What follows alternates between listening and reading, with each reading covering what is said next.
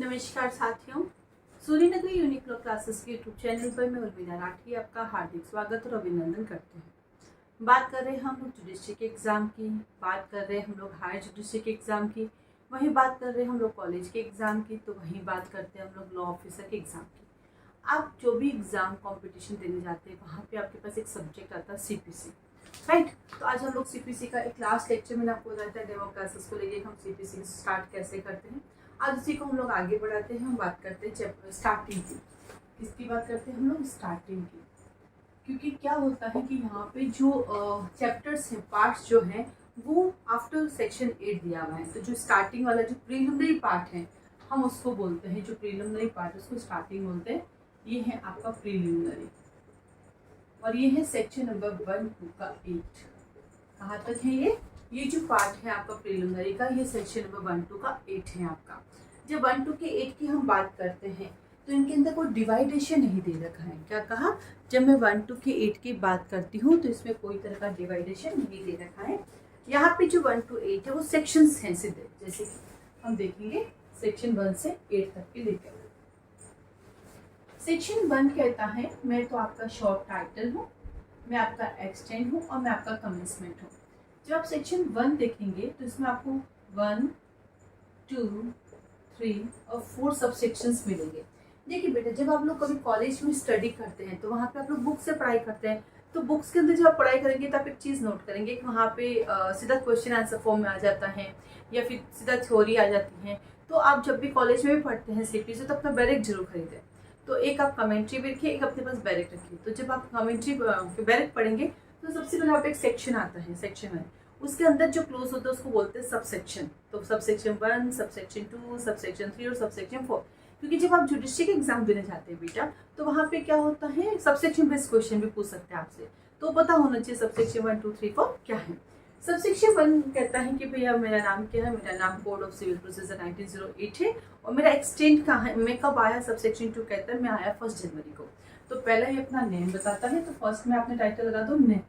दूसरे में कब आया था तो ये बताता मैं 1 जनवरी को 1909 को आया। एक और एक्ट है हमारे पास, वो भी 1 जनवरी 1909 को आया और उसका नाम भी 1908 है। और वो कौन सा है? ऑब्लिक करके लिखिए, रजिस्ट्रेशन एक्ट।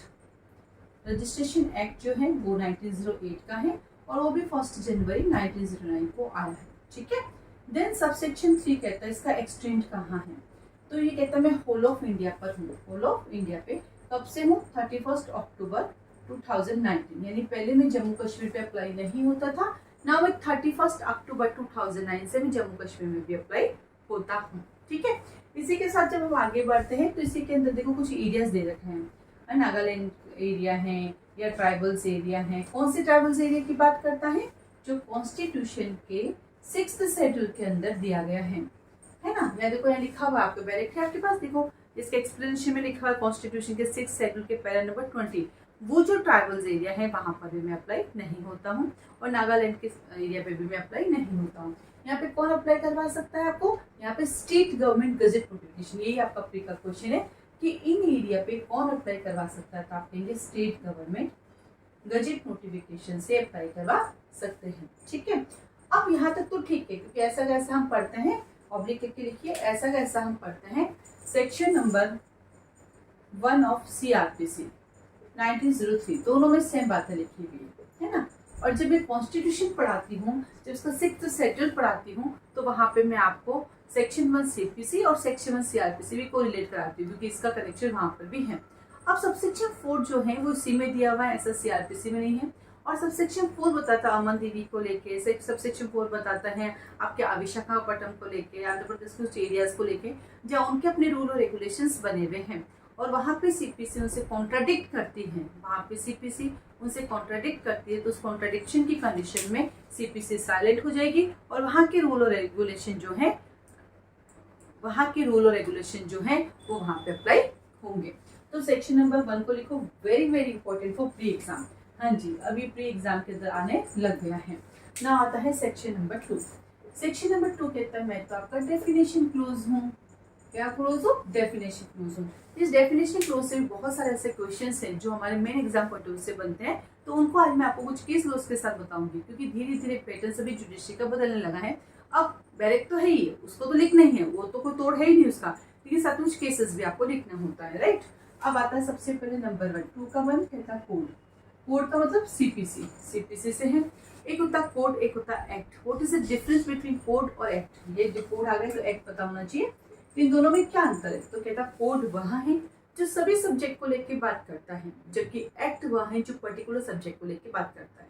क्या कहा? कोड वह है जिसमें आपको सारे सब्जेक्ट एक जगह पे मिल जाएंगे। एक्ट वह है जो पर्टिकुलर सब्जेक्ट की बात करते हैं। एग्जाम्पल बताती हूँ मैं आपको, सीपीसी कोड है जहाँ पे आप देखेंगे हिंदू लॉ के मैटर्स भी हैं, ट्रांसफर ऑफ प्रॉपर्टी को भी सुनता है, वो आपकी सर्विस मैटर को भी देखता है, वो कॉन्ट्रैक्ट एक्ट को भी देखता है ना, वो सारे मैटर, रेंट से रिलेटेड मैटर को देखता है, पोजीशन से रिलेटेड मैटर को देखता है, हर चीज देखता है वो वहाँ पर। एनआई एक्ट के बिल ऑफ एक्सचेंज और प्रोमिसरी नोट के मैटर को भी वो देखता है।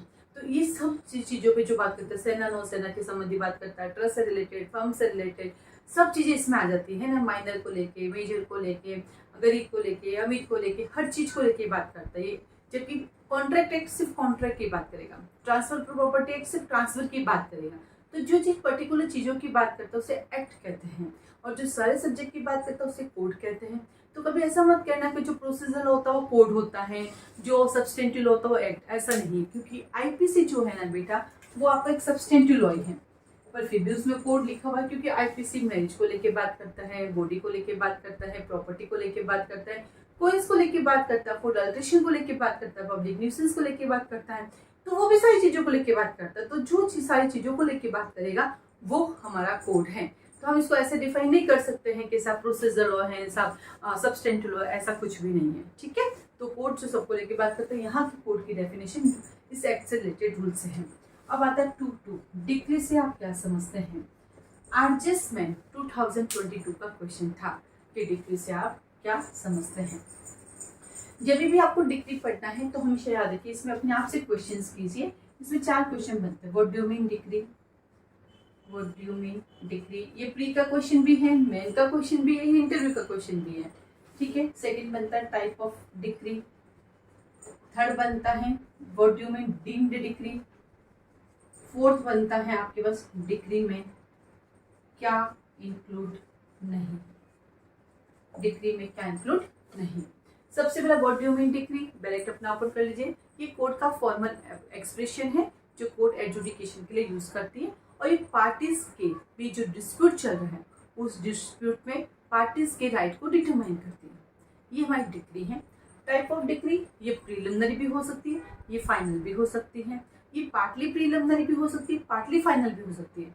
अब आता है डिक्री के प्रीलिमिनरी डिक्री क्या है, देखिए इसके एक्सप्लेनेशन में लिखा है कि प्रीलिमिनरी डिक्री वह डिक्री है जिसमें आगे और प्रोसीडिंग की जाना ड्यू है, और फाइनल डिक्री जो मेरिट पे डिसाइड होती है जिसमें आगे कोई प्रोसीडिंग नहीं करनी। अब फिर क्या करोगे, तो उसमें आपके पास रेमेडी है कि अगर आप इस डिक्री से सेटिस्फाइड नहीं है तो आप अपील कर सकते हैं, अपील नहीं होती है तो रिविजन कर सकते हैं, आप रिव्यू करवा सकते हैं, वो एक सेकेंडरी रेमेडी है ना। देन आता है आपके पास डीम्ड डिक्री क्या है, यानी डिक्री नहीं पर डिक्री जैसी है, तो इसके अंदर 2 चीजें आती हैं, ऑर्डर नंबर 7, रूल नंबर 11, है ना, और दूसरा आता है सेक्शन 144 का डिटर्मिनेशन। तो कहता है ऑर्डर 7 रूल 11 के जो रिजेक्शन है वो क्या है, हमारी डीम्ड डिक्री है। और साथ ही साथ इन्होंने कहा है कि जो हमारा सेक्शन 144 के क्वेश्चन का जो डिटर्मिनेशन है वो भी हमारी डिक्री है, ठीक है। इसके बाद आता है हमारे पास डिक्री में क्या इंक्लूड नहीं है। तो पहला कहता है ऐसा कोई एडजुडिकेशन जिसकी अपील ऑर्डर की अपील की तरह होती है। इसमें ये खुद ही समझा रहा है कि डिक्री ऑर्डर से भिन्न होती है, डिक्री ऑर्डर डिफरेंट होते हैं। और सेकंड कहता है डिफॉल्ट के कारण अगर हमने आपके मैटर को डिसमिस कर दिया तो आप उस मैटर में फिर से आ सकते हो, इसका मतलब वो भी डिक्री नहीं है। तो 2 चीजें आ जाती है आपके पास इसके अंदर भी। पहला आ जाता है ऐसा एडजुडिकेशन जिसके फिर ऑर्डर के फिर, और ये डिफॉल्ट के आधार पर डिसमिशन करना, ये हो गया आपका डिक्री। ये सुंदर सा ऐसे आपको एग्जाम में लिख के आना है जो आपके एग्जाम में मार्क्स मिलते हैं।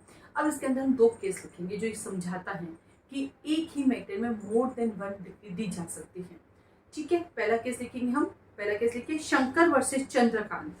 पहला केस का नाम लिखिए Shankar versus Chandrakant, 1995 supreme court, 1995 supreme court. इस केस में कहा गया है कि हम एक ही मैटर में मोर देन 1 डिग्री पास की जा सकती है, एक ही मैटर में मोर देन 1 डिग्री पास की जा सकती, करते हैं बहुत सारी प्रीलिमिनरी डिग्री पास हो सकती है, इसमें कोई संदेह है ही नहीं, है ना। इसी अंदर एक अब्बास अब्बास अशमी का भी केस है, उसके अंदर भी, एक मिनट मुझे दीजिए, मैं आपको दूसरा केस बताती हूँ, क्योंकि इसमें कहा गया है कि मोर देन 1 डिग्री आपको पास की जा सकती है। फिर आपके पास आती है प्रीलिमिनरी डिग्री किन किन मैटर्स में आती है, और क्या बोलते हैं, हाँ, हसन लिखिए, हसन अब्बास सैयद वर्सेस हसन अब्बास सैयद। दूसरा केस लिखिए, हसन अब्बास सैयद वर्सेस उस्मान अब्बास सैयद, उस्मान अब्बास सैयद। इन दोनों केसेस में यही कहा है कि एक ही मैटर में मोर देन 1 डिग्री पास की जा सकती है, दे सकते हैं, कोई इशू नहीं है ना। अब आता है कि इस पूरे सीपीसी में आपको प्रीलिमिनरी डिग्री कहाँ कहाँ मिलती है। तो आपके पास आता है, यहाँ पे डिग्री थी ना, प्रीलिमिनरी डिग्री, तो लिखिए ऑर्डर नंबर 20, ऑर्डर नंबर 34। कहाँ कहाँ मिलती है प्रीलिमिनरी डिग्री? ऑर्डर 20 और ऑर्डर 34 में मिलती है। अब एक क्वेश्चन आता है कि क्या फाइनल डिग्री में फाइनल डिग्री की अपील में प्रीलिमिनरी डिग्री के मुद्दों को चैलेंज किया जा सकता है? यानी सेक्शन नंबर 97, जब भी आप प्रीलिमिनरी की फाइनल डिग्री पढ़ते हैं तो इसके साथ आपको क्या पढ़ना है? Section number 97। और ये पूछा जाता है कि प्रीलिमिनरी डिग्री पास हो गई, नाउ फाइनल डिग्री भी आ गई, तो क्या फाइनल डिग्री की अपील में प्रीलिमिनरी डिग्री का मुद्दा उठाया जा सकता है? यस या नो? नहीं उठाया जा सकता है। क्या कहा? नहीं उठाया जा सकता है। इसका मतलब जब प्रीलिमिनरी डिग्री पास हुई तो आपको उसी समय उसमें ऑब्जेक्शन करना होगा। फाइनल डिग्री में उसके अगेंस्ट आपको कोई भी तरह का रेमेडी अवेलेबल नहीं होगी। ठीक है, अब इसके साथ ही साथ आपके पास एक और क्वेश्चन आता है, एक और क्वेश्चन आपकी उसका जो केस लिख लीजिए कि प्रीलिमिनरी डिग्री के अंदर जो प्रीलिमिनरी डिग्री फाइनल हो चुकी है, फाइनल डिग्री आ गई है, फाइनल डिग्री के अपील में प्रीलिमिनरी डिग्री का मैटर नहीं उठाया जा सकता, सेक्शन 97। इस पे केस लिखिए, कौशल्या देवी वर्सेस बैजनाथ। इस 97 पे केस लिखिए, कौशल्या देवी वर्सेस बैजनाथ 1961। ठीक है, ये तो हो गई डिग्री। अब आपको एक और नई डिग्री बताते हैं, वो है कंटीजेंट डिग्री। ये क्या होती है? ये तो मैटर खत्म हो गया डिग्री का। कंटीजेंट डिग्री क्या होती है? तो आप सभी जने एक काम कीजिए, निकालिए ऑर्डर नंबर 46। जब आप ऑर्डर नंबर 46 निकालेंगे, उसका रूल नंबर 2 निकालिए। Order number 46 rule number 2, it's a reference, right? वो निकालेंगे तो वहां पे लिखा हुआ है कि जब कभी भी प्रीलिमिनरी कोर्ट के द्वारा, यानी फर्स्ट इंस्टेंस के कोर्ट के द्वारा कोई डिसीजन दे देते हैं या कोई डिसीजन देने वाले हैं और उसी मैटर पे उन्होंने रेफरेंस कर दिया, तो जब तक का रेफरेंस का डिसीजन नहीं आता तो कोर्ट क्या करेगा? जो डिग्री उसने दी है, क्योंकि ये हमें समझा रहा है कि रेफरेंस ड्यूरिंग रेफरेंस या आफ्टर डिसीजन रेफरेंस भी कर सकते हैं। तो वो कह रहे हैं कि मान लीजिए कि यहाँ पे हमारी डिग्री तैयार है और रेफरेंस से मैटर गया हुआ है, अभी तक हाई कोर्ट के द्वारा कोई रिप्लाई नहीं आया है, तो उसका क्या करें? जो कि प्रीलिमिनरी कोर्ट के अंदर, यानी जो फर्स्ट इंस्टेंस के कोर्ट के अंदर जो मैटर चल रहा है उसका क्या करें? तो उन्होंने कहा काम कीजिए, आपके पास जो डिग्री है उसका एग्जीक्यूशन करवा दीजिए। पार्टी तो यही कहेगा, जो डिग्री होल्डर है वो तो यही कहेगा ना कि आप जो है मेरे मैटर का डिसीजन करवा दीजिए, आप मेरे मैटर का एग्जीक्यूशन करवा दीजिए, तो आप एग्जीक्यूशन करवा सकते हो। तो ये जो ऑर्डर 46 रूल 2 कहते हैं कि रेफरेंस के डिसीजन आने से पहले जो आपने डिग्री पास कर दी है, उस ड्यूरिंग पेंडेंसी या जो भी था डिग्री पास हो गई है, आप उस डिग्री का एग्जीक्यूशन करवा सकते हैं, इस कंडीशन के साथ कि हाई कोर्ट का डिसीजन फाइनल रहेगा। This is called contingent degree. तो आप क्या कहेंगे कंटीजेंट डिग्री का मतलब? तो आपका इंटरव्यू का क्वेश्चन है, तो आप कहेंगे कि जब कभी भी कोई मैटर रेफरेंस में गया हुआ है बट फर्स्ट इंस्टेंस के कोर्ट के द्वारा डिग्री पास की जा चुकी है, तो फर्स्ट इंस्टेंस का कोर्ट उस डिग्री का एग्जीक्यूशन कंडीशन के साथ करवा सकता है कि जो हाई कोर्ट का डिसीजन आएगा वो फाइनल होगा। तो इस दौरान जो आप एग्जीक्यूशन करेंगे वो कैसा माना जाएगा? वो कंटीजेंट डिग्री माना जाएगा। बाकी जैसा हाई कोर्ट कहेगी वैसा होगा। तो आपके पास डिग्री हो गई, प्रीलिमिनरी डिग्री हो गई, फाइनल डिग्री हो गई, पार्टली प्रीलिमिनरी डिग्री हो गई, पार्टली फाइनल हो गई, और यहाँ पर आपको एक कंटीजेंट डिग्री भी मिल गई। ठीक है, तो ये था 2 का 1 कोर्ट और 2 का 2 डिग्री।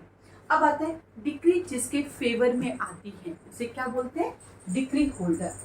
डिग्री जिसके फेवर में आती है उसे बोलते हैं डिग्री होल्डर। और डिग्री जिसके अगेंस्ट आती है उसे बोलते हैं जजमेंट डेटर, यानी जिसके अगेंस्ट डिग्री या ऑर्डर का एग्जीक्यूशन करवाते हैं। देखिए अपने बैरेट के अंदर देखिए, उसमें लिखा हुआ है 3 में डिग्री होल्डर, है ना? और उसी के अंदर एक बात लिखी हुई है, ऑर्डर, यानी जिसके फेवर में ऑर्डर आता है ना उसको भी डिक्री होल्डर ही बोलते हैं, उसको ऑर्डर होल्डर नहीं बोलते हैं। यहाँ पे लिख दिया जिसके फेवर में डिक्री आती है, एग्जीक्यूशन का कोई ऑर्डर देते हैं, वो दोनों ही कंडीशन में डिक्री होल्डर ही बोला जाता है। ठीक है, तो यहाँ पे डिक्री होल्डर जिसके फेवर में, और 210 जिसके अगेंस्ट में आता है, जिसके अगेंस्ट कोई एग्जीक्यूशन का ऑर्डर दिया जाता है या एग्जीक्यूशन कराने के कोई आती है, तो वो हमारा जजमेंट डेटर है। तो यहाँ पे पहले हम 10 कर देते हैं, जजमेंट डेटर। ठीक है, अब देखिए हमारा सिविल सूट होता है। सिविल सूट के अंदर हमारे पास दो पार्टी होती है, एक होती है हमारी प्लेंटिफ और एक होती है हमारी डिफेंडेंट। ठीक है, डिफेंडेंट एक होता है वादी, एक होता है प्रतिवादी। तो जब सूट इंस्टीट्यूट करते हैं तो जो करता है वो वादी होता है और जिसके अगेंस्ट किया जाता है वो प्रतिवादी होता है, एक डिफेंडेंट और प्लेंटिफ होता है। फिर केस चलता है, फिर जो जीत गया यानी वादी अगर केस जीत जाता है तो जो हमारा प्लेंटिफ है वो डिक्री होल्डर बन जाता है और जो हमारा डिफेंडेंट है वो हमारा जजमेंट डेटर बन जाता है। ये हमारा सिविल मैटर है। ठीक वैसे हम क्रिमिनल मैटर की बात करें तो जो केस फाइल करता है उसको प्रोसिक्यूशन कहते हैं। क्या कहते हैं? प्रोसिक्यूशन, अभियोजक। ठीक है, और जिसके अगेंस्ट केस फाइल किया जाता है उसको अक्यूज्ड कहते हैं। क्या कहते हैं? अक्यूज्ड, उसे अभियुक्त कहते हैं। ठीक है, ये हो गया प्रोसिक्यूशन, ये हो गया हमारा अक्यूज्ड। ठीक है, अब आता है हमारे पास कंप्लेंट केस। क्रिमिनल में ये तो एफआईआर वाला मैटर था, ये तो एफआईआर वाला है। यदि कंप्लेंट वाला मैटर हो तो क्या होगा? जो कंप्लेंट फाइल करता है उसको कंप्लेनेंट कहते हैं। जो कंप्लेंट फाइल करता है वो कंप्लेनेंट है और जिसके अगेंस्ट फाइल की जाती है वो अक्यूज्ड है। यानी क्रिमिनल मैटर में दो तरह से हमारे पास आता है, एक में होता है कंप्लेंट, एक में होता है प्रोसिक्यूशन। एक में कंप्लेनेंट, एक में होता है प्रोसिक्यूशन। एक एफआईआर पर होती है, एक कंप्लेंट पर होती है, पर दोनों ही कंडीशन में जिसके अगेंस्ट हम कर रहे हैं वो हमारा अक्यूज्ड कहलाता है। दोनों एक कंडीशन में जिसके अगेंस्ट हम कर रहे हैं वो हमारा अक्यूज्ड कहलाता है। ठीक है, चलिए फिर आगे बढ़ते हैं। तो ये आपका डिग्री होल्डर, जजमेंट डेट हो गए। फिर याद करने के पॉइंट ऑफ से मैं बताइए ऐसे याद कराती हूँ कि 2-1 कोड है, 2-2 डिग्री है। डिग्री जिसके फेवर में आती है वो डिग्री होल्डर, डिग्री जिसके फेवर में डिग्री होल्डर कहलाता है। और डिग्री होल्डर कहाँ रहता है? डिस्ट्रिक्ट में। डिग्री होल्डर कहाँ रहता है? डिस्ट्रिक्ट में। तो आइए 2 का 4 कहता है डिस्ट्रिक्ट। यहाँ पे डिस्ट्रिक्ट का मतलब समझा रहे हैं, डिस्ट्रिक्ट के अंदर किसके पास जुरिस्डिक्शन है? डीजे कोर्ट के पास, और किसके पास? प्रिंसिपल सिविल कोर्ट के पास, जैसे अब डीजे कोर्ट कहते हैं। और साथ में ये बताता है कि हाई कोर्ट भी अपना ओरिजिनल जुरिस्डिक्शन यूज कर सकती है। वैसे तो हाई कोर्ट एक अपीलेट कोर्ट होता है, हाई कोर्ट एक रिविजनल कोर्ट होता है, हाई कोर्ट रिट पिटीशन सुनता है ना। लेकिन ये बताता है कि हाई कोर्ट एक ओरिजिनल कोर्ट भी होता है। जब high court as a original court काम करता है तो कौन से मैटर सुनता है? तो बेटा इसके लिए लिखा हुआ है सेक्शन नंबर 120 सीपीसी में, वहां बताए गए हैं वो कौन से मैटर सुनता है। ठीक ऐसे क्या हाई कोर्ट के पास क्रिमिनल मैटर में भी ओरिजिनल जुरिस्डिक्शन है? आप कहेंगे yes, CrPC section number 26 red with 474। इसका मतलब हमारा हाई कोर्ट एक अपीलेट कोर्ट है, हमारा हाई कोर्ट एक रिविजनल कोर्ट है, हमारा हाई कोर्ट एक रिट पिटीशन सुनने वाला कोर्ट है। इसके अलावा भी हमारे हाई कोर्ट के पास ओरिजिनल जुरिस्डिक्शन है। इसीलिए कई बार कहते हैं आर्टिकल 32 और आर्टिकल 226 में किसके पास पावर ज्यादा है? तो आप कहेंगे आर्टिकल 226 में पावर ज्यादा दी गई है ना बेटा। चलिए फिर आता है आपके पास हाई कोर्ट के बाहर, डिस्ट्रिक्ट के बाहर हमारा इंडिया से बाहर फॉरेन होता है। बट फॉरेन तो यहाँ लिखा हुआ ही नहीं है, तो फॉरेन कहाँ पढ़ते हैं? तो फॉरेन हम पढ़ते हैं लिमिटेशन एक्ट में। तो बेटा आपको पता है जब आप कभी भी लिमिटेशन कॉलेज की पढ़ाई करते हैं ना तो सीपीसी की 5th यूनिट लिमिटेशन है। तो लिमिटेशन के 2G में दिया हुआ है फॉरेन। ठीक है, और फॉरेन में हमारे पास फॉरेन कोर्ट है और फॉरेन कोर्ट हमें फॉरेन जजमेंट देता है। तो हम इसे सीपीसी और लिमिटेशन को साथ में पढ़ना होता है। तो फॉरेन दिया हुआ है लिमिटेशन में, प्लेंटिफ दिया हुआ है लिमिटेशन में, डिफेंडेंट दिया हुआ है लिमिटेशन में, एप्लीकेंट दिया लिमिटेशन, सब कुछ लिमिटेशन में दिया हुआ है और सीआरपीसी में उसका प्रोसीजर, इसलिए दोनों हमेशा साथ पढ़ना होता है। ठीक है, फिर आता है फॉरेन कोर्ट, फॉरेन जजमेंट देगा, अंडरस्टूड है। फिर ये 5-6 हमें क्यों जरूरत पड़ेगी? तो लिखो 5-6 की जरूरत पड़ेगी सेक्शन 13 एंड 14 ऑफ सीपीसी में।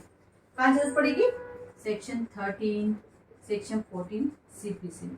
और भी बहुत सी जगह पड़ेगी पर अभी इसकी जो नजदीकी यहाँ पर जाएगी। ठीक है, अब इसको ऐसे याद करती है, 2-1 कोड है, 2-2 डिग्री आती है, डिग्री होल्डर के पास आती है, डिग्री होल्डर डिस्ट्रिक्ट में रहता है, डिस्ट्रिक्ट के बाद फॉरेन कोर्ट है, फॉरेन कोर्ट फॉरेन जजमेंट देती है और फॉरेन जजमेंट लेने के लिए हमारे गवर्नमेंट प्लीडर जाता है। ये सब याद करने का भी बता दें। फिर आता है हमारे पास गवर्नमेंट प्लीडर। गवर्नमेंट प्लीडर जो सरकार की तरफ से काम करता है गवर्नमेंट प्लीडर है। तो सिविल मैटर में जो सरकार की तरफ से काम करता है उसे गवर्नमेंट प्लीडर कहते हैं। ठीक वैसे ही क्रिमिनल मैटर में भी गवर्नमेंट की तरफ से कोई काम करने वाला चाहिए तो कौन होता है? तो ऑब्लिक करके लिखिए to you, you are a public prosecutor, PP साहब, तो आता है टू यू सीपीसी, क्या आएगा, टू यू सीपीसी, नहीं सीआरपीसी सॉरी, है ना। तो वहां पे कौन आ जाता है आपके पास, वहां पे पब्लिक प्रोसिक्यूटर। तो आपको पता होना चाहिए सिविल मैटर के अंदर जो आएगा वो गवर्नमेंट प्लीडर है, और क्या बोलते हैं क्रिमिनल में जो आता है वो पीपी साहब पब्लिक प्रोसिक्यूटर है। फिर आता है आपके पास, फिर ऐसे याद कराते हैं गवर्नमेंट प्लीडर कहाँ जाता है, हाई कोर्ट में, हाई कोर्ट का इंडिया के अंदर। तो यहाँ पे देखो 7A और 7B देखेंगे आप लोग, तो 7A कहता है हाई कोर्ट और 7B कहता है इंडिया। देखिए बेटा यहाँ पे हाई कोर्ट को डिफाइन नहीं किया, ये समझाना चाहता है कि मोर देन वन स्टेट का एक हाई कोर्ट हो सकता है, एक हाई कोर्ट का दूसरे एरिया के अंदर उसका एक्सटेंशन हो सकता है, ये हाई कोर्ट बताता है। और इंडिया के अंदर जो इतने सारे सेक्शन है अब वो इंक्लूड हो जाएंगे, क्योंकि पहले JNK इंक्लूड नहीं था, अब तो JNK इंक्लूड है, तो इंडिया का मतलब पूरा इंडिया हो गया, ठीक है, मतलब JNK भी इसमें इंक्लूड हो गया है। अब जब हम पढ़ते हैं हाई कोर्ट, तो और भी जगह हाई कोर्ट की डेफिनेशन पढ़ते हैं, पता है आपको, CRPC में 2F में लिया हुआ, 2E में दिया हुआ है, कॉन्स्टिट्यूशन के 366 के 14 में दिया हुआ है हाई कोर्ट। इंडिया तो बहुत जगह पढ़ते हैं, IPC सेक्शन नंबर 18, ठीक है, India, Indian evidence act section 3, CRPC section 2E, ये इंडिया की डेफिनेशन तो बहुत जगह है, और हर जगह इंडिया को अलग अलग बताया गया है, तो वो अकॉर्डिंग टू लॉ है, तो उस लॉ के पर्पज के लिए इंडिया क्या है ये बताया गया है, ठीक है। उसके बाद आता है 7B, फिर आता है 2 हाई कोर्ट के अंदर कौन बैठते हैं हमारे, जज साहब, जिसको बोलते हैं प्रिजाइडिंग ऑफिसर। तो जब आप सीट पे बैठते हैं ना तो आपको प्रिजाइडिंग ऑफिसर बोलते हैं, तो जज साहब हमारे कौन है, प्रिजाइडिंग ऑफिसर हैं। ये प्रिजाइडिंग ऑफिसर हमें क्या देते हैं, जजमेंट देते हैं। तो 2 का 9 कहता है जजमेंट। अब देखो इतनी अच्छी बात है, जजमेंट क्या है, जजमेंट डिसीजन है कोर्ट का, और वो डिसीजन कैसे देते हैं, डिक्री ऑर्डर के ग्राउंड्स के आधार पर देते हैं। तो 2(9) कहता है जजमेंट डिक्री और ऑर्डर के ग्राउंड्स के आधार पर दिया जाता है। और जजमेंट जिसके अगेंस्ट देते हैं उसको क्या बोलते हैं बेटा, जजमेंट डेटर, अभी पढ़ा था। अब ऐसे से पढ़ाती हूँ कि जजमेंट डेटर मर जाता है तो लीगल रिप्रेजेंटेटिव आ जाता है, तो इसे याद हो जाता है। और 211 डायरेक्ट सेक्शन बेस्ड क्वेश्चन है ना, लीगल रिप्रेजेंटेटिव। इसको याद करने के लिए हमने क्या किया, इस डेफिनेशन को 4 पॉइंट में डिवाइड कर दिया। आरजीएस में 2022 में लीगल रिप्रेजेंटेटिव को लेके आया भी था क्वेश्चन, है ना। तो लीगल रिप्रेजेंटेटिव अपने बैरक में देखो, पहला कहता है जो लॉ की दृष्टि से उसका लीगल रिप्रेजेंटेटिव है, दूसरा जो बिजनेस पर्सन की प्रॉपर्टी को इंटरफेयर कर सकता है, तीसरा कहता है सू और सूट जिसके अगेंस्ट है, जिसके तरफ सू फाइल कर सकते हैं, और फोर्थ जिसकी मरने वाले की प्रॉपर्टी जिस पर्सन के पास जाती है वो हमारा लीगल रिप्रेजेंटेटिव है। ये लीगल रिप्रेजेंटेटिव की डेफिनेशन आर्बिट्रेशन एक्ट में भी है। तो जिन बच्चों के कोर्स में लीगल आर्बिट्रेशन एक्ट है वो दोनों साथ पढ़े, दोनों की कॉपी पेस्ट है, दोनों की डेफिनेशन कॉपी पेस्ट है, ठीक है। देन आता है 12 मीन प्रॉफिट। अब देखो बेटा, ये मीन प्रॉफिट बोलो आप, मैसने प्रॉफिट बोलो आप, मीन्स प्रॉफिट बोलो आप, कुछ भी बोलो, कुल मिला के ये अंतकालीन लाभ है, पर एक्चुअल में ये मीन प्रॉफिट ही होता है बेटा। एक्चुअल में मैं कहूँ तो ये क्या होता है, ये मीन प्रॉफिट ही होता है। ये कहता है कि आपने किसी प्रॉपर्टी पर पोजीशन ले लिया है, आपने किसी प्रॉपर्टी पर पोजीशन, और कैसे लिया, रॉन्गफुल पोजीशन लिया है। तो पहला रॉन्गफुल पोजीशन कंडीशन। सेकंड कहता है कि आपने क्या क्या वो चीज वहां पे जो है गेन की, ऐसे रॉन्गफुल की रॉन्गफुल पोजीशन है। नंबर 2 है इसके अंदर क्या इंक्लूड है, तो आप कहेंगे इसके अंदर आपके बेनिफिट्स और इंटरेस्ट इंक्लूड है। फिर आएगा इसमें क्या, तो 3 पॉइंट बनाने, पहला कैसे, तो रॉन्गफुल पोजीशन, दूसरा इसमें क्या इंक्लूड है, तो आप कहेंगे इसके इंटरेस्ट भी आएगा, बेनिफिट भी आएगा। फिर आएगा इसमें क्या इंक्लूड नहीं है, तो आप कहेंगे इसके अंदर क्या इंक्लूड नहीं है, तो आपके खुद के द्वारा किए गए इंप्रूवमेंट्स इसमें इंक्लूड नहीं है, खुद के द्वारा किए गए इंप्रूवमेंट्स इसमें इंक्लूड नहीं है। तो ये आपका लीगल रिप्रेजेंटेटिव। इसके साथ ही साथ हम कुछ चीज़ें हैं जो आपके साथ डिस्कस करेंगे, लेकिन नेक्स्ट वीडियो में करेंगे। तो उसका जो नेक्स्ट वीडियो आएगा वो हम पढ़ेंगे कहाँ से, 2 के 13 से। उससे पहले मेन प्रॉफिट पे अगर कोई केस है तो मैं आपको एक बता देती हूँ, क्योंकि इस पे एक आध केस हो सकता है। हाँ जी, एक केस लिख लेते हैं मेन प्रॉफिट पर, उसके बाद नेक्स्ट वीडियो में हम करेंगे।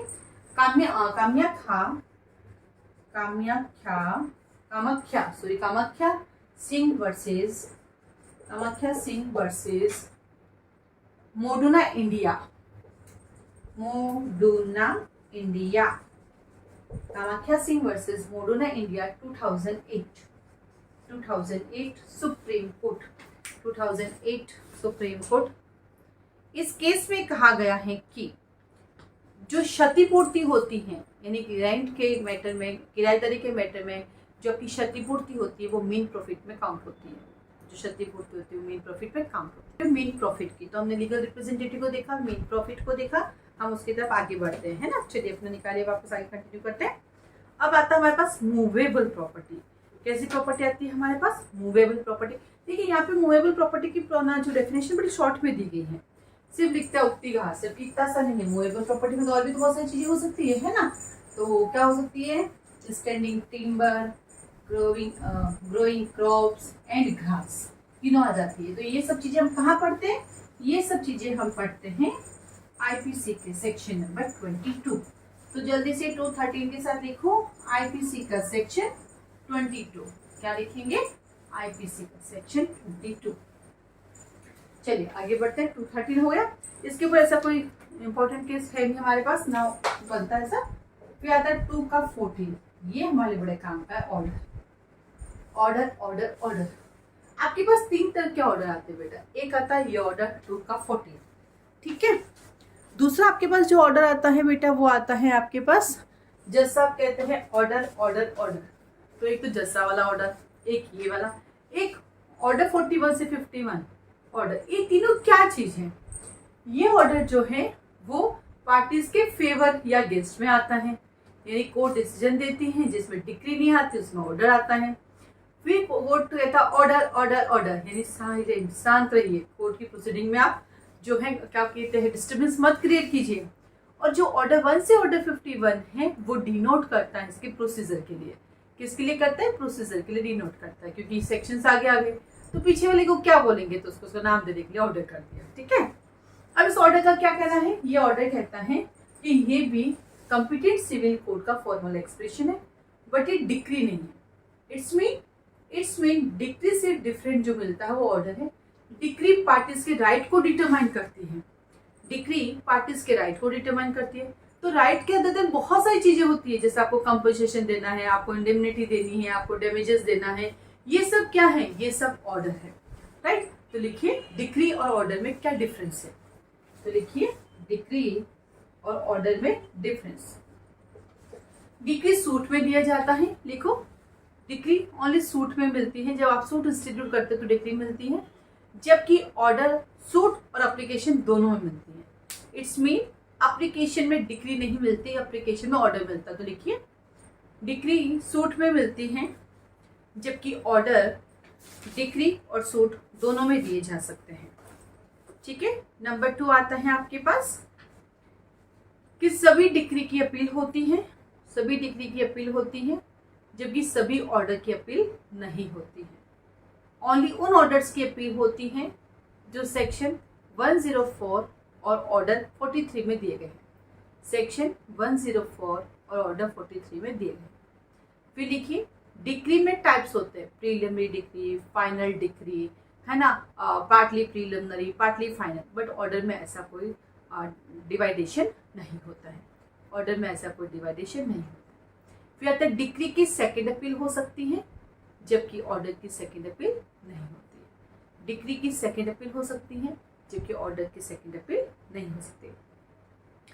फिर कहता है जनरली एक सूट में एक ही डिक्री पास होती है। प्रीलिमिनरी डिक्री तो मोर देन 1, फाइनल डिक्री एक ही पास होती है, जबकि एक सूट में मोर देन 1 ऑर्डर पास किए जा सकते हैं। एक सूट में मोर देन 1 ऑर्डर पास किए जा सकते हैं, ठीक है। तो ऑर्डर का मेन ऑब्जेक्ट क्या होता है? किसी काम को करने या न करने, दोनों हो सकता है। जैसे स्टॉप पब्लिक न्यूसेंस, आप पब्लिक न्यूसेंस नहीं करेंगे, है ना, या इसको आप कंपनसेशन दीजिए, दैट इज कॉल्ड ऑर्डर। लेकिन डिक्री सिर्फ राइट को डिटरमाइन करती है, वो पब्लिक न्यूसेंस को स्टॉप करने के लिए डिक्री नहीं मिलती, वो ऑर्डर मिलता है। तो जब कभी किसी चीज को कमांड के रूप में दिया जाता है वो ऑर्डर है। बाकी जो कुछ राइट आपको थी जो आपको वापस मिल जाते हैं वो आपकी डिक्री है, ठीक है। चलिए तो ये था डिक्री और ऑर्डर में क्या डिफरेंस है। 2 का 14। देन आता है आपके पास 2 का 15। 2 का 15 कहता है आपकी ऑर्डर डिक्री देने के लिए कौन जाएंगे? आपके प्लीडर साहब। प्लीडर साहब क्लाइंट के लिए आते हैं, प्राइवेट होते हैं ये, और एडवोकेट जो होते हैं वो आते हैं कोर्ट के सामने वकालतनामा पेश करके आते हैं। ये प्लीडर जो साहब है सिविल में भी होते हैं, क्रिमिनल में भी होते हैं। तो सीआरपीसी में कहा है ऑब्लिक करके लिखिए सीआरपीसी 2Q, कहाँ पे दिया? Q2 प्लीडर है, 2Q में दिया है। फिर आता है 2 का 16 कहता है प्रिस्क्राइब, जैसा कि सेक्ट में कहा गया है। 2 का 17 कहता है public officer, public officer cause. तो देखिए बेटा हमारे पास 3 वर्ड होते हैं, एक होता है पब्लिक सर्वेंट, एक होता है गवर्नमेंट सर्वेंट और एक होता है हमारे पास पब्लिक ऑफिसर। ठीक है, जो हमारा गवर्नमेंट सर्वेंट है वो आईपीसी के सेक्शन 14 में है, जो हमारा पब्लिक सर्वेंट है वो आईपीसी के सेक्शन 21 में है, और जो हमारा पब्लिक ऑफिसर है वो हमारे यहाँ पर है। इसको तीन तरह से समझाती हूँ, ये है सिविल और ये है क्रिमिनल। ठीक है, यहाँ पे डीजे साहब बैठते हैं तो यहाँ सेशन जज, दोनों इक्वल रैंक के होते हैं। ठीक है, कई बार तो एक ही आदमी दो काम करते हैं, इनका पूरा नाम होता है जिला न्यायाधीश एवं सेशन जज, जिला एवं सेशन न्यायाधीश, यानी आप ही डिस्ट्रिक्ट जज हैं, आप ही कोर्ट ऑफ सेशन है। जब आप सिविल मैटर सुनते हैं तो आप डीजे साहब हो, और जब आप क्रिमिनल मैटर सुनते हो आप सेशन जज हो। यहाँ पर जो सरकार की तरफ से आता है उसको बोलते हैं गवर्नमेंट प्लीडर, गवर्नमेंट प्लीडर, और यहाँ पे बोलते हैं पीपीआर, दोनों ही गवर्नमेंट की तरफ से आते हैं। कई ऐसे तब तो बहुत सारे एडवोकेट्स, इसलिए फर्क नहीं पड़ता। बाकी पहले जब शॉर्टेज हुआ करती थी तो एक ही आदमी जब वो सिविल का काम करता था गवर्नमेंट प्लीडर होता था सरकार की तरफ से, और जो क्रिमिनल का काम करता था वही पीपी बनता था। ठीक है, अब तो अलग अलग पोस्टिंग होती है, बहुत सारे एडवोकेट्स हैं। ठीक है, ठीक वैसे इसके साथ तो इसके लिए काम करने के लिए जो ऑफिसर होते हैं उनको बोलते हैं पब्लिक ऑफिसर, और यहाँ पे जो काम करते हैं उसको बोलते हैं पब्लिक सर्वेंट। यानी चीजें सेम है, ऑफिसर की रैंक सेम है, काम एक जैसा है, पर जब सिविल का काम करते हैं तो सिविल के नाम आ जाते हैं, क्रिमिनल का काम करते हैं तो क्रिमिनल के नाम। बंदा एक ही रूप बने के, कभी आप मौसी होती तो कभी आप बुआ, यानी बहन के बच्चे के लिए आप मौसी हैं और भाई के बच्चे के लिए बुआ है, और दोनों को इंग्लिश में आंटी बोलते हैं। तो इंग्लिश ने तो दोनों को इक्वल कर दे दो, बहुत आर आंटी, लेकिन रिश्तों में एक मौसी है तो एक बुआ है ना, एक भाई के रिश्ते से आता है, एक बहन के रिश्ते से आता है, तो वही रिश्ता आपकी इधर चलता रहता है। जैसे सिविल है तो ये नाम है, क्रिमिनल तो ये वाले हैं। पब्लिक ऑफिसर के अंदर यहाँ पे 8 पॉइंट दिए गए हैं, जबकि 2 3 4 5 6 7 8, और वहीं आप जाते हो पब्लिक सर्वेंट की तरफ आईपीसी के अंदर तो वहाँ पे 12 है। तो पहले का की पॉइंट लिखिए एवरी जज, सेकेंड का की पॉइंट ऑल इंडिया सर्विसेज का मेंबर, थर्ड में लिखिए कमिश्नरेट ऑफिसर, फोर्थ में लिखिए कोर्ट का एवरी ऑफिसर, फिफ्थ में आ जाएगा ऐसा पर्सन जिसको डिटेंशन का राइट दे रखा है, सिक्स कहेगा every government officer, seven every government officer जो गवर्नमेंट के बिहाफ पर प्रॉपर्टी को हेल्ड करता है, 8 कहता है एवरी ऑफिसर जिसको सैलरी मिलती है, रेम्यूनरेशन मिलता है, कमीशन मिलता है, जो सरकार में अपनी ड्यूटी को फॉलो करता है। ठीक है, इसमें से कुछ मिलते जुलते हैं, सेक्शन 21 आईपीसी तो इसी के साथ उसको पढ़ना है, उसमें 4 पॉइंट हमारा एक्स्ट्रा है, बाकी सारी चीजें एक जैसी हैं। उसके बाद आता है अपने पास यहाँ पे 18 कहता रूल्स क्या है, तो आता है आपके पास 2 का 18 रूल्स, जो कि यहाँ पे जो चैप्टर पार्ट नंबर 9 है उसमें रूल्स की बात करता है। फिर आता है आपके पास 2 का 19 कहता है शेयर्स दे दीजिए आपके, तो यहाँ पे प्री का क्वेश्चन बन जाता है शेयर में क्या क्या इंक्लूड है, तो आप बोलेंगे स्टॉक डिवेंचर बॉन्ड, सारे के सारे आपके अंदर इसमें इंक्लूड होते हैं। और देन आता है 2 का 20 RGSP 2022 का क्वेश्चन था, तो हर सेक्शन से सवाल बनते हैं, इसलिए हमेशा सारी चीजें आपको पढ़ के ही जानी होती है ना। और 20 कहता है आपके पास जजमेंट और डिग्री की दस्ता के सिवाय सिग्नेचर के अंदर स्टैम्प में आता है, तो सिग्नेचर में क्या इंक्लूड है, स्टैम्प भी इंक्लूड है, तो ये पता होना चाहिए। तो इसको हम ऐसे याद करते हैं 2-1 आता है कोड हमें 2 डिग्री देता है, डिग्री जिसके फेवर में उसको डिग्री होल्डर कहता है, डिग्री होल्डर डिस्ट्रिक्ट में रहता है, डिस्ट्रिक्ट बाद फॉरेन कोर्ट है, फॉरेन कोर्ट फॉरेन जजमेंट देता है, फॉरेन जजमेंट लेने के लिए हमारा गवर्नमेंट प्लीडर जाता है, गवर्नमेंट प्लीडर हमारा हाई कोर्ट जाता है, हाई कोर्ट हमारा इंडिया में है, इंडिया में कोर्ट में जज साहब बैठते हैं, जज साहब जजमेंट देते हैं, जजमेंट डेटे के अगेंस्ट आता है, वो मर जाता तो लीगल रिप्रेजेंटेटिव होता है, उसको मीन प्रॉफिट चाहिए, मीन प्रॉफिट मूवेबल होता है, मूवेबल प्रॉपर्टी के लिए ऑर्डर देते हैं, ऑर्डर के लिए गवर्नमेंट ऑर्डर के लिए लेने के लिए प्लीडर साहब आते हैं, प्लीडर को रूल्स बताते हैं, रूल बता के पब्लिक ऑफिसर के पास जाता है, पब्लिक ऑफिसर प्लीडर प्रिस्क्राइब करता है, सॉरी प्लीडर को प्रिस्क्राइब करता है, प्रिस्क्राइब करने के बाद कहाँ चला गया, हाँ भी थी है ना प्रिस्क्राइब की, 1 मिनट ना बेटा, हाँ जी, प्लीडर प्रिस्क्राइब करता है, प्रिस्क्राइब करके पब्लिक ऑफिसर के पास आता है, पब्लिक ऑफिसर को रूल्स बताता है, रूल्स बता के उसको उसका शेयर दे देते हैं, और शेयरने के बाद उसके सिग्नेचर साइन करके उसको रन कर देते हैं। तो ऐसे करके आप रिपीट करोगे तो आपको ये याद हो जाएंगे। ठीक है, 1-2 केसेस जो है वो मुझे आपको लिखवाने में बता देती हूँ, कौन से केसेस आपको लिखने हैं। हाँ जी बेटा लिखो, लीगल रिप्रेजेंटेटिव के लिए एक केस हमारा रह गया था, केस का नाम लिखो, state of HP Himachal Pradesh versus Doleram, state of HP Himachal Pradesh versus Doleram 1981। इस केस में कहा कि लीगल रिप्रेजेंटेटिव में मृतक के भाई बहन भी इंक्लूड हैं, लीगल रिप्रेजेंटेटिव में मृतक के भाई बहन भी इंक्लूड है। बट एक केस में कहा कि रुको, दूसरा केस लिखो, PN versus baby Johan, PN versus baby Johan 2008 Kerala.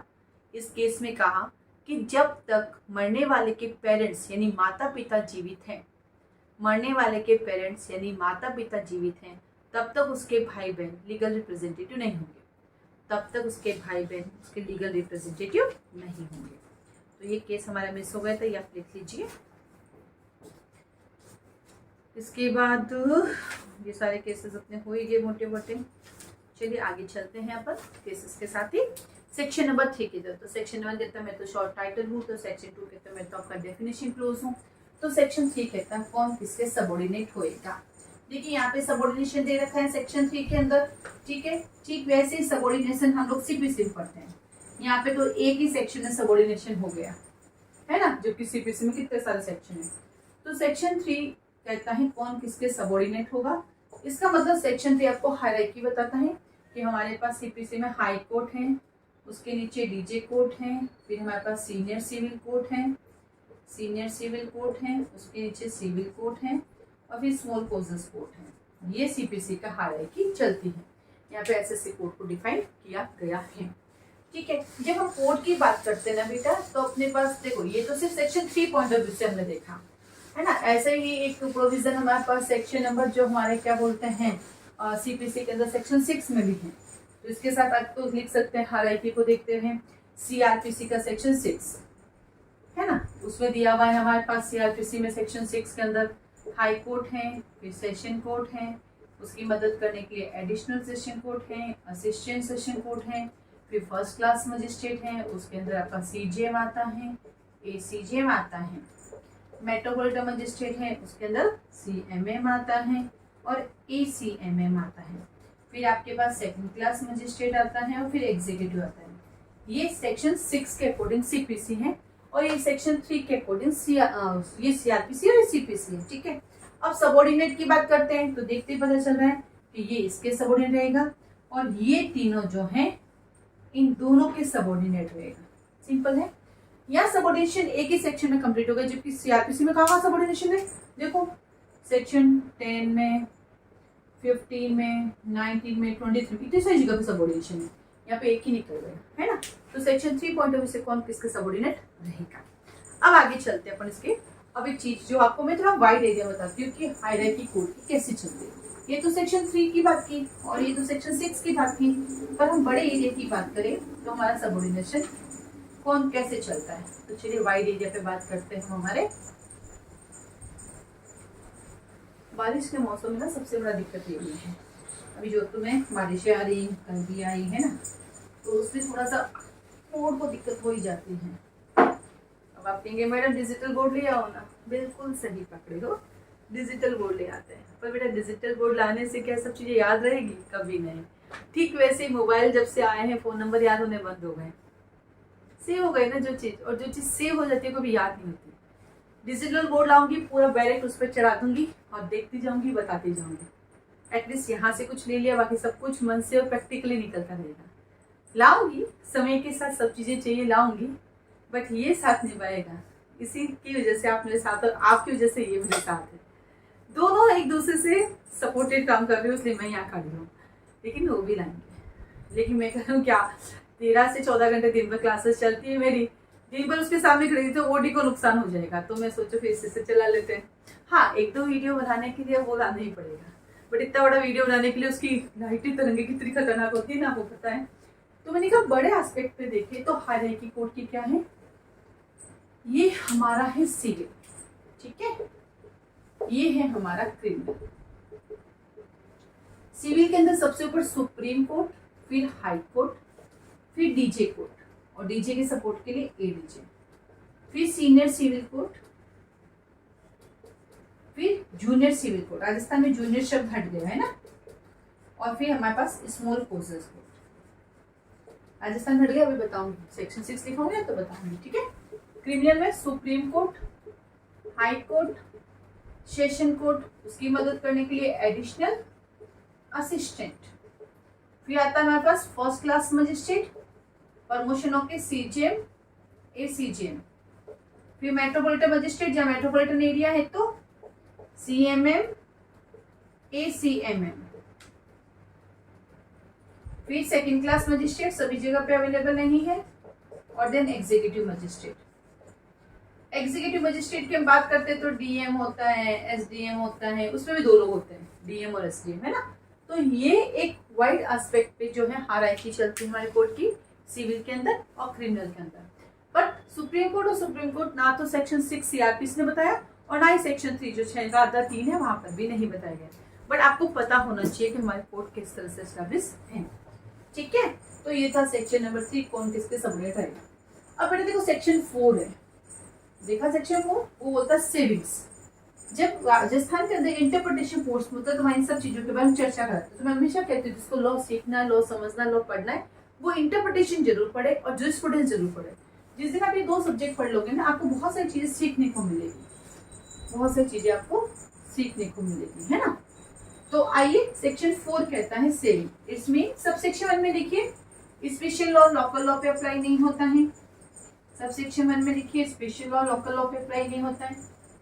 Sub section 2 में देखिए एग्रीकल्चर मैटर पे जहां का खुद का कानून बना हुआ है वहां पे सीपीसी अप्लाई नहीं होती है, ठीक है। अब इसको समझने का एक तरीका बताती हूँ। जब भी मैं सेविंग्स पढ़ाती हूँ, चाहे सीपीसी का सेक्शन 4, चाहे सीआरपीसी का सेक्शन 5 और चाहे आईपीसी का सेक्शन 5, इसका मीनिंग क्या होता है, तो इसको मैं याद कराने के लिए कहती हूँ क्लासिफिकेशन ऑफ लॉ। कानून का वर्गीकरण करती हूँ मैं, 4 भागों में कानून को डिवाइड करती हूँ मैं। एक होता है जनरल लॉ, ठीक है, एक होता है स्पेशल लॉ, एक होता है लोकल लॉ और एक होता है पर्सनल लॉ, ठीक है। General law like IPC, CrPC, CPC, है ना, कॉन्ट्रैक्ट, टीपी, अर्थात चाहे राम हो चाहे रहीम, चाहे जॉर्ज हो या डेविड, चाहे हिंदू हो या मुस्लिम, चाहे सिख हो या ईसाई, चाहे जैन हो या यहूदी, चाहे पारसी, कोई भी हो, यदि चोरी करेगा तो आईपीसी में कंसिडर करेंगे, that is called general law. किसी भी जाति का, किसी भी धर्म का कोई भी व्यक्ति आएगा चोरी करेगा तो कहाँ पे कंसिडर किया जाएगा, आईपीसी के अंदर कंसिडर किया जाएगा। यहाँ पे कोई तरह का एक्सेप्शन नहीं है, आईपीसी में कंसिडर करेंगे। बट जब वो ऑफेंस बच्चा करता है तो जेजे एक्ट बना हुआ है। अगर मैटर किसका है, फूड अडल्ट्रेशन का है तो फूड सेफ्टी एक्ट बना हुआ है। अगर मैटर एनडीपीएस का है तो एनडीपीएस एक्ट बना हुआ है। एससी एसटी का है तो एससी एसटी एक्ट बना हुआ है। आईटी का है तो आईटी एक्ट बना हुआ है। इट्स मीन कुछ मैटर पे स्पेशल लॉज बने हुए हैं, और स्पेशल लॉज का मतलब क्या है, आईपीसी सेक्शन नंबर 41। तो जहाँ पे स्पेशल लॉ बने हुए हैं तो मैं कहती हूँ कि जब कभी भी स्पेशल और लोकल लॉ में कॉन्ट्राडिक्शन होता है तो स्पेशल और जनरल लॉ में कॉन्ट्राडिक्शन होता है तो स्पेशल लॉ प्रिविलेज करता है। सेविंग्स यही कहता है, सेविंग्स बिल्कुल आपकी यही कहता है कि सीपीसी कहाँ अप्लाई नहीं होगी, स्पेशल लॉ जहाँ किसी मैटर पे स्पेशल लॉ का प्रोविजन बना हुआ है वहां पे स्पेशल लॉ अपना काम करेगा, वहां पे सीपीसी साइलेंट। ठीक वैसे ही बात आती है लोकल लॉ, जैसे कि rent control act, tenancy, revenue, panchayat, municipality, इनमें भी आता है पब्लिक न्यूसेंस का मैटर, सीपीसी में भी आता है पब्लिक न्यूसेंस का। तो उन्होंने कहा जब लोकल लॉ अवेलेबल है तो लोकल लॉ को अपना काम कर दीजिए, सीपीसी अब साइलेंट हो जाइए। तो ये भी मैं कहती हूँ कि जब कभी भी लोकल लॉ और जनरल लॉ में कॉन्ट्राडिक्शन होता है तो लोकल लॉ प्रिवेल करेगा। ठीक वैसे पर्सनल लॉ में हम 2 लॉ पढ़ते हैं, हिंदू लॉ, मुस्लिम लॉ। अभी थोड़े दिन पहले मैंने क्रिश्चियन लॉ भी पढ़ा था, क्योंकि गुजरात जुडिशरी में क्रिश्चियन लॉ भी पर्सनल जुड़ गया है। यहाँ पर भी यही है, यहाँ पर भी मेंटेनेंस का दे रखा आपको ऑर्डर, ठीक है। दूसरे प्रोविजन से आरपीसी 125 में मेंटेनेंस का है, तो दोनों पैरेलल चल सकते हैं नहीं। वो मुस्लिम लॉ ने कह दिया इज्जत की अवधि तक हमारे पास, फिर वहां जाओ और पहले वहां से ले लिया तो यहाँ नहीं मिलेगा। इट्स मीन इन दोनों में कॉन्ट्राडिक्शन होता है तो पर्सनल लॉ प्रिवेल करेगा। तो इसलिए अक्सर हमें सुनने को देखने को मिलता है कि भैया ये लॉ स्पेशल लॉ पे अप्लाई नहीं होगा, लोकल लॉ पे अप्लाई नहीं होगा, या कोई प्रोविजन बना वहां अप्लाई नहीं होगा। सर रीजन यही है, क्यों? क्योंकि जब आपको स्पेशल दे दिया है, आपको लोकल दे दिया है, आपको पर्सनल दे दिया है, आप पहली प्रायोरिटी उनसे ले लीजिए, फिर यहाँ पे आ जाते हैं, ठीक है। तो ये क्लासिफिकेशन करती है for the purpose of section number 4 CPC, section number 5 IPC, section 5 CrPC. इसमें सीपीसी में 4 नंबर पे सेविंग्स है, सीआरपीसी में 5 नंबर पे है और आईपीसी में 5, तो ऑब्लिक करके लिख लीजिए। देन आता है आपके पास सेक्शन नंबर 5 कहता है रेवेन्यू।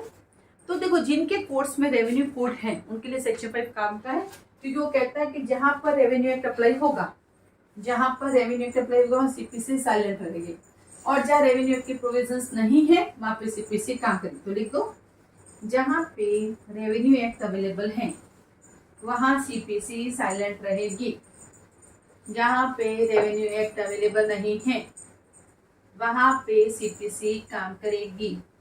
तो सीपीसी सेक्शन 4 पे भी अप्लाई नहीं होती हैं और सीपीसी सेक्शन 5 पर भी अप्लाई नहीं होती है। फायदा हो गया। नाउ सेक्शन 6 कहता है पिक्यूनरी जुडिक्शन। सेक्शन 6 कहता है पिक्यूनरी जुडिक्शन, आर्थिक क्षेत्राधिकार। सिविल मैटर में क्षेत्राधिकार कैसे पहचाना जाता है? तो हम लिखते हैं जुडिक्शन। कैसे पहचानते हो? हमारे पास है सेक्शन 6, सेक्शन 9, जब कुछ ना बचे तो सेक्शन 15। अर्थात सेक्शन 6 कहता है for the purpose of Rajasthan DJ senior civil court और सिविल कोर्ट, जैसा कि अभी भी बताया मैंने, राजस्थान में जूनियर वर्ड हट चुका है 2014 के अमेंडमेंट से, है ना। तो वहां पे पहले क्या था, पूरे इंडिया के लिए, पहले बताइए पूरे इंडिया के लिए क्या था कि भैया ये जूनियर सिविल कोर्ट है ना, जूनियर सिविल कोर्ट ये अप टू 5000 सुनता था। फिर सीनियर सिविल कोर्ट 5001 से 25,000 तक सुनता था, और डीजे कोर्ट जो है 25,001 से अनलिमिटेड सुनता था। पहले ये जुडिक्शन था, फिर चेंज हो गया, हर स्टेट का अपना अलग अलग है। राजस्थान में ये आ जाता है, ये सुनता है अप टू 2 लाख, ये सुनता है 2 लाख 1 से 5 लाख, ये सुनता है 5 लाख 1 से अनलिमिटेड। ठीक है, ये 2014 का अमेंडमेंट है, जहाँ जूनियर शब्द हटाया, जुडिक्शन बढ़ाया। लगभग सभी स्टेट के अंदर जुडिक्शन चेंज हुआ है, तो आप सबको अपने अपने स्टेट के जुडिक्शन देखने, क्योंकि ये जजमेंट राइटिंग में काम आता है। जिसको ये बताएं उसका जजमेंट राइटिंग ठीक हो जाता है। नंबर 2, सेक्शन 9 जो है वो जुडिक्शन बताता है आपके पास सब्जेक्ट मैटर जहाँ सिचुएटेड है, टेरिटोरियल जुडिक्शन, ओरिजिनल जुडिक्शन, अपीलेट जुडिक्शन और रिविजनल जुडिक्शन, ये बताता है। तो ओरिजिनल जुडिक्शन का मतलब क्या होता है? तो बोला सेक्शन नंबर 515 में चले जाओ, लोएस्ट कोर्ट, जहां पे मनी है मनी के अकॉर्डिंग चले जाओ, जहां सब्जेक्ट मैटर है सब्जेक्ट मैटर के अकॉर्डिंग जाओ, और कॉपीराइट का मैटर है, पेटेंट का मैटर है, ट्रेडमार्क का है, क्या करोगे, सर्विस मैटर है, क्या करोगे। यदि उस कानून के अंदर कोई कोर्ट का नाम लिखा है तो उस कोर्ट में जाएंगे, और कई कानून के में कोर्ट का नाम नहीं लिखा है तो लोएस्ट कोर्ट आएंगे। लोएस्ट कोर्ट राजस्थान में सिविल कोर्ट है, और कुछ स्टेट में जूनियर सिविल कोर्ट है, तो किसी में सिविल कोर्ट सेकंड है, तो कहीं पे स्मॉल कोजेस कोर्ट भी है, सबसे छोटा स्मॉल कोजेस कोर्ट भी है। तो स्मॉल कोजेस कोर्ट में जाने से पहले सेक्शन 7 और सेक्शन 8 देखना पड़ता है, जहाँ पे सबसे छोटा स्मॉल कोजेस है वहां पे हमें देखना होता है कि ये कब आएगा। तो सेक्शन 7 और सेक्शन 8 समझाता है कि सेक्शन 7 में दिए गए मैटर को छोड़कर ही हम स्मॉल कोजेस कोर्ट में जाएंगे, सेक्शन 8 में दिए गए मैटर को छोड़कर ही हम स्मॉल कोजेस कोर्ट में जाएंगे। यानी प्रोविंशियल और प्रेसिडेंशियल, जो प्रोविंशियल है सेक्शन 7 वो अब डिस्ट्रिक्ट बन गया, और जो प्रेसिडेंशियल है हमारा वो अब हमारा मेट्रोपॉलिटन एरिया बन गया, राइट। तो हमारे पास जुडिक्शन यानी जब भी हमें जजमेंट राइटिंग करना है, तो जजमेंट राइटिंग करने के लिए आपको सेक्शन 6 पता होना चाहिए, सेक्शन 9 पता होना चाहिए, और सेक्शन 15 पता होना चाहिए, क्योंकि स्मॉल कोजेस कोर्ट बहुत ही कम जगह पे है, आपके सब जगह जूनियर सिविल कोर्ट या सिविल कोर्ट ही अवेलेबल होता है। तो अपन पिक्यूनरी जुडिक्शन देख सकते हैं, उसके अकॉर्डिंग वो डिसाइड कर सकते हैं, या फिर हम इन मैटर्स को देख के हम डिसाइड कर सकते हैं, और नहीं कुछ है तो लोएस्ट कोर्ट चले जाओ, और लोएस्ट कोर्ट उस एरिया का कौन सा है वो कोर्ट आपको एग्जाम में लिखना है। ठीक है, तो ये है सेक्शन 6 पिक्यूनरी जुडिक्शन क्या है। देन सेक्शन 7 कहता है प्रोविंशियल स्मॉल कोजेस कोर्ट, जो कि बिहार जुडिशरी के अंदर सिलेबस में भी आता है। इसमें दिए गए हैं कि कौन से मैटर सुनेंगे कौन से नहीं। वैसे स्मॉल कोजेस कोर्ट की एक खासियत बता दूं मैं, सारी बातें एक तरफ, स्मॉल कोजेस कोर्ट कभी भी इमूवेबल प्रॉपर्टी का अटैचमेंट नहीं कर सकता। ये प्री का क्वेश्चन है, रट लो। स्मॉल कोजेस कोर्ट कभी भी इमूवेबल प्रॉपर्टी का अटैचमेंट नहीं कर सकता। तो ये है सेक्शन 7। जो प्रोविंशियल है वो अब हमारा डिस्ट्रिक्ट काउंट होता है, और जो प्रेसिडेंशियल वर्ड है वो अब हमारा मेट्रोपॉलिटन एरिया काउंट होता है।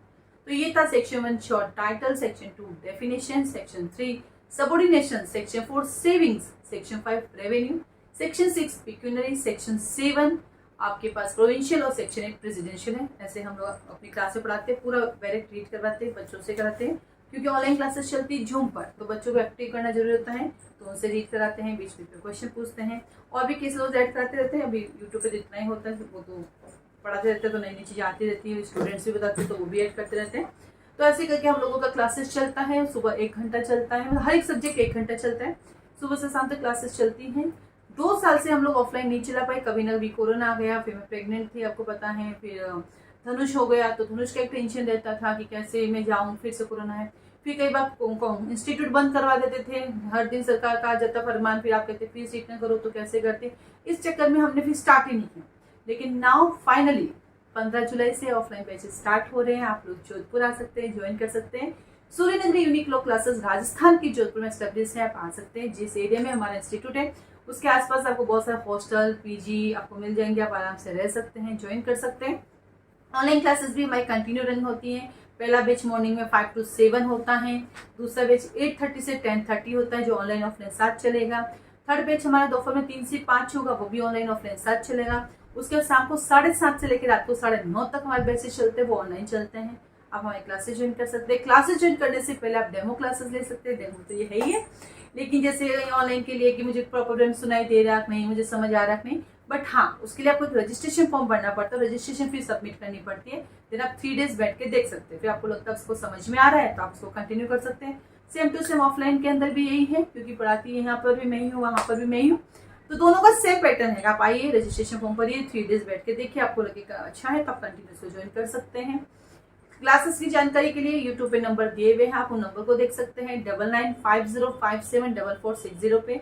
आपको और भी कोई क्वारी चाहिए तो हम हमसे ले सकते हैं। हर स्टेट का अपना अलग कोर्स होता है, मेजर एक कॉमन होता है, बिल्कुल सही है, लेकिन माइनर एक अलग अलग होते हैं, किसी में हिंदी ग्रामर है, किसी में इंग्लिश ग्रामर है, किसी में जजमेंट राइटिंग है। हाँ मैं कंप्यूटर नहीं पढ़ाती, मैं जीके जीएस नहीं पढ़ाती, मुझे नहीं आता, मैं कहाँ से पढ़ाऊंगी, लेकिन हिंदी ग्रामर इंग्लिश ग्रामर में पढ़ाती हूँ और लॉ कंप्लीट पढ़ाती हूँ, आप ज्वाइन कर सकते हैं। हर स्टेट का अपने अलग अलग फीस रखा है, क्योंकि किसी में सब्जेक्ट कम है, किसी में ज्यादा, सबको अगर इक्वल कर दूं तो बच्चों को नुकसान हो सकता है, तो जिसमें जितने सब्जेक्ट है उस हिसाब से हमने फीस डिसाइड कर रखी है। तो अधिक जानकारी के लिए आप क्लासेस ज्वाइन करें, मुझसे बात कर सकते हैं। मुझसे बात करने के लिए दोपहर को 12 से 3 बजे कॉल कर सकते हैं। हालांकि इवनिंग मॉर्निंग में मैं अटेंड करती हूँ, पर कई बार क्लास में होती तो नहीं कर पाती हूँ, तो आप बात करके सेटिस्फाइड होकर ज्वाइन कर सकते हैं। और डायरेक्ट को साथ लेके, कम्युनिटी को साथ लेके पढ़िए, केस लॉज भी साथ में लिखिए, क्योंकि अब सभी स्टेट में केस लॉज आने लगे हैं। आज के लिए धन्यवाद।